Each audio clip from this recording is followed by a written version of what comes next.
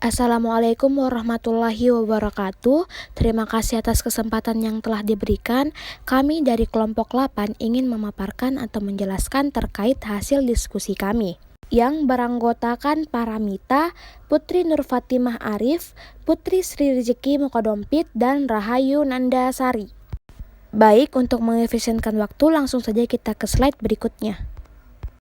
Baik, terkait poin pembahasannya yaitu yang pertama mekanisme adsorpsi, yang kedua sedimentasi, dan yang ketiga sifat partikel padat fase terdispersi. Untuk poin pertama yaitu mekanisme adsorpsi. Nah, untuk pengertian adsorpsi merupakan peristiwa penyerapan suatu substansi pada permukaan zat padat. Pada fenomena adsorpsi, terjadi gaya tarik-menarik antara substansi terserap dan penyerapnya. Dalam sistem adsorpsi, fase terabsorpsi dalam solid disebut adsorbat dan sedangkan solid tersebut adalah adsorben. Nah, terkait mekanisme adsorpsi, menurut Reynolds 1982, mekanisme penyerapan adsorben terhadap zat terlarut terbagi menjadi 4 tahap, diantaranya yang pertama yaitu transfer molekul-molekul zat terlarut yang teradsorpsi menuju lapisan film yang mengelilingi adsorben.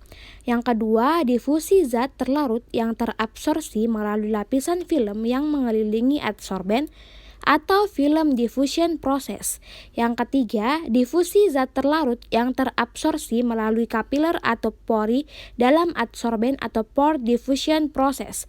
Dan yang keempat yaitu adsorpsi zat terlarut yang terabsorpsi pada dinding pori atau permukaan adsorben. Baik, untuk poin kedua yaitu sedimentasi. Nah, untuk sedimentasi adalah salah satu proses pemisahan campuran padatan dan cairan menjadi cairan bening. Proses ini memanfaatkan gaya gravitasi, yaitu dengan mendiamkan suspensi hingga terbentuk endapan yang terpisah dengan larutan beningnya.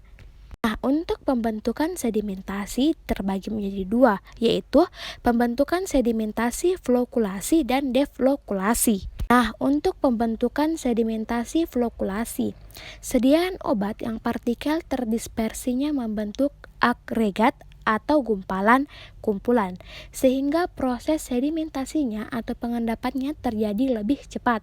Sediaan obat suspensi flokulasi dapat dikendalikan dengan kombinasi ukuran partikel, penggunaan elektrolit untuk pengontrolan, penambahan polimer yang akan mempengaruhi hubungan atau struktur partikel dalam suspensi berdasarkan sifatnya. Cairan supernatan pada sistem deflokulasi cepat sekali bening yang disebabkan folekul-folekul yang terbentuk cepat sekali mengendap dengan ukuran yang bermacam-macam.